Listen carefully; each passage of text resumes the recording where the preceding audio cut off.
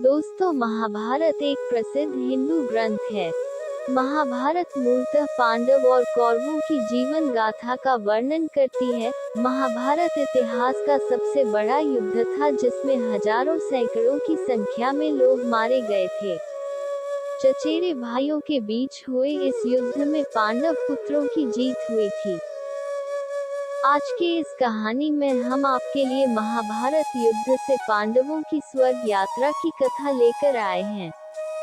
इसमें हम पांडवों के साथ द्रौपदी की मृत्यु कैसे हुई इस बारे में भी जानने वाले हैं। तो चलिए शुरू करते हैं। कुरुक्षेत्र युद्ध के बाद अपने 100 पुत्रों के शवों पर आंसू बहाने वाले धृतराष्ट्र और गांधारी को राजमहल के ऐशो आराम रास नहीं आए।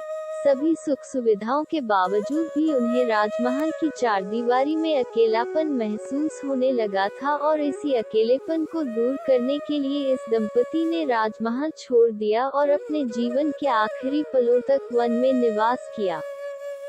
दूसरी तरफ भगवान श्री कृष्ण का यदुवंश भी गांधारी की श्राप के प्रभाव से धीरे धीरे खत्म हो गया, जिसके चलते श्री कृष्ण भी पांव में एक तीर लगने के बहाने अपनी लीला समाप्त कर द्वारका छोड़कर वही वैकुंठ चले गए। लगभग 36 साल राजसी जीवन बिताने के बाद पांडवों को भी यह आभास होने लगा था कि धरती पर उनका काम भी पूर्ण हो गया है और अब पृथ्वी लोक छोड़ने का समय आ गया है।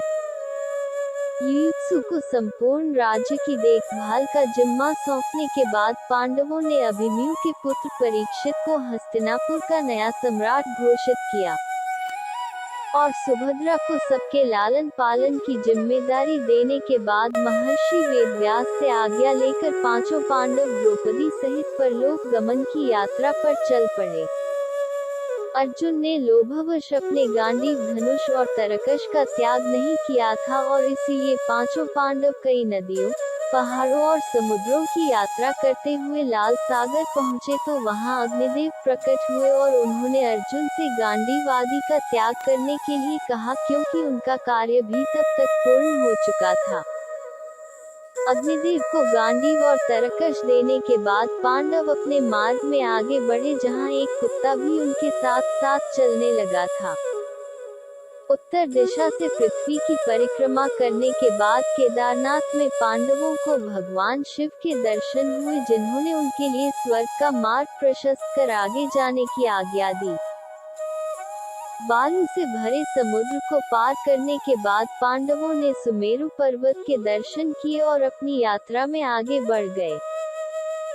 बद्रीनाथ के पास सरस्वती नदी को पार करना द्रौपदी के लिए कठिन था और इसीलिए भीम ने एक शिला को नदी के बीचों बीच डाल दिया, जिस पर चलकर द्रौपदी ने सरस्वती नदी को पार किया था।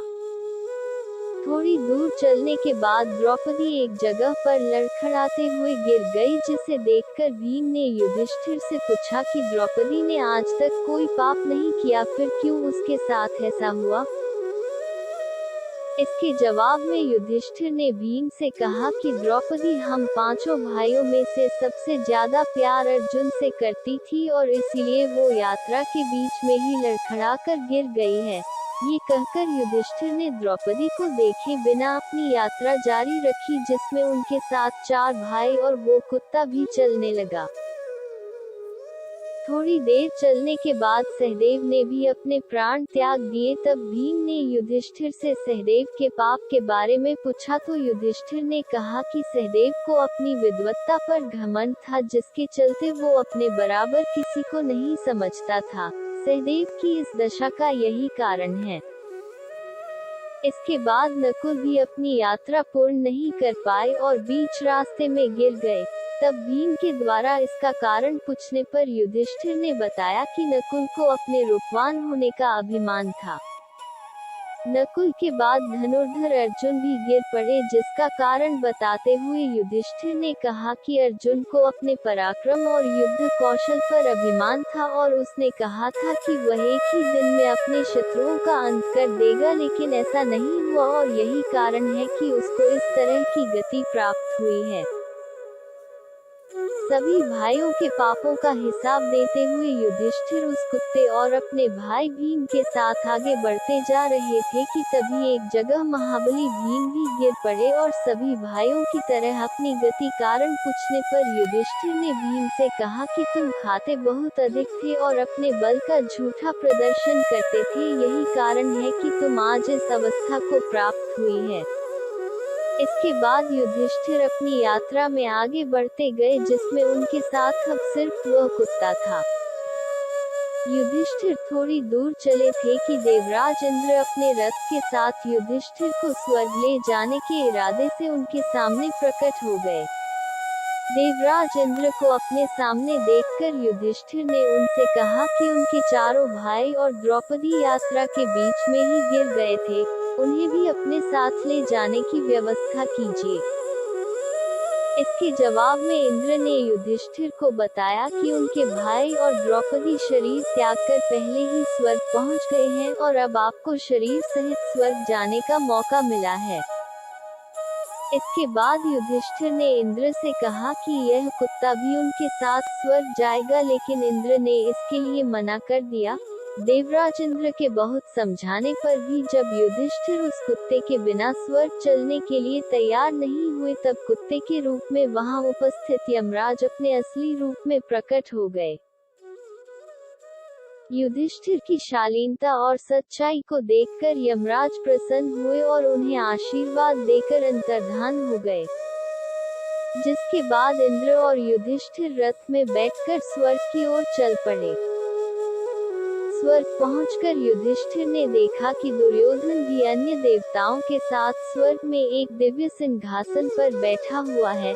युधिष्ठिर ने जब इंद्र से इसका कारण पूछा तो उन्होंने बताया कि दुर्योधन ने भले ही अपने जीवन में झूठ और अधर्म का साथ दिया था, लेकिन अर्जुन और भीम जैसे योद्धाओं से हिचकिचाहट के बिना अपनी हार को सामने देखते हुए भी उसने जिस बहादुरी से युद्ध किया था, उस पराक्रम और साहस की बदौलत आज उसे ये पद प्राप्त हुआ है।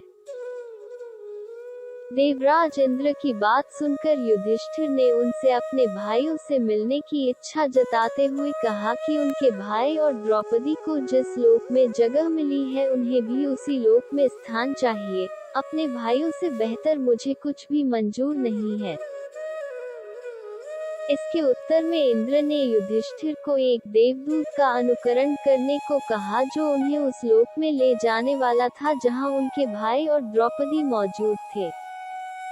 देवदूत के साथ चलते चलते युधिष्ठिर एक ऐसे मार्ग पर पहुंच गए जहां बहुत अंधेरा था और चारों तरफ से बदबू आ रही थी। ऊपर गिद्ध मंडरा रहे थे और उनके आसपास मुर्दे पड़े हुए थे। रास्ते की मुश्किलों से तंग आकर युधिष्ठिर ने देवदूत से पूछा कि उन्हें इस मार्ग पर आगे और कितनी दूर चलना है। इसके जवाब में देवदूत ने कहा कि दरअसल हम असिपत नामक नरक के किसी मार्ग का भ्रमण कर रहे हैं और देवताओं ने उन्हें यह आदेश दिया था कि जब आप चलते चलते तक जाएं तो मैं आपको वापस ले जाऊं। इसलिए अगर आप तक गए हैं तो हम वापस चलें।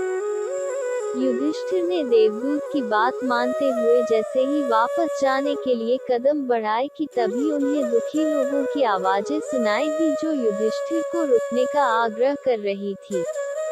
युधिष्ठिर ने जब उनका परिचय पूछा तो उन्होंने अपना नाम कर्ण, अर्जुन, नकुल, सहदेव, द्रौपदी और भीम बताया। ये सुनकर युधिष्ठिर ने देवदूत से कहा कि तुम वापस चले जाओ मगर मैं अपने भाइयों को छोड़कर कहीं नहीं जाऊंगा।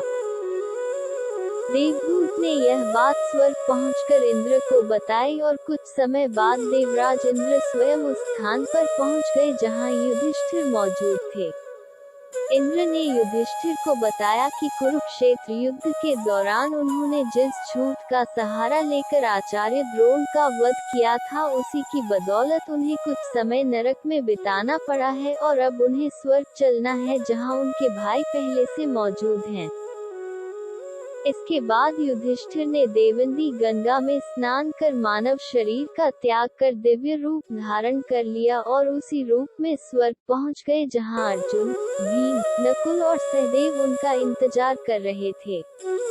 युधिष्ठिर ने देखा कि भीम वायु देवता के पास बैठे हुए हैं, कर्ण सूर्य के समान तेज धारण किए हुए बैठे हैं और नकुल सहदेव अश्विनी कुमारों के साथ विराजमान हैं। इंद्र ने युधिष्ठिर को बताया कि द्रौपदी का जन्म भगवती लक्ष्मी के अंश से हुआ था। अंत में युधिष्ठिर ने भगवान श्री कृष्ण के दर्शन किए और कुरुक्षेत्र युद्ध में वीरगति प्राप्त करने वाले हर योद्धा के बारे में उन्हें देवराज इंद्र ने विस्तार पूर्वक बताया था।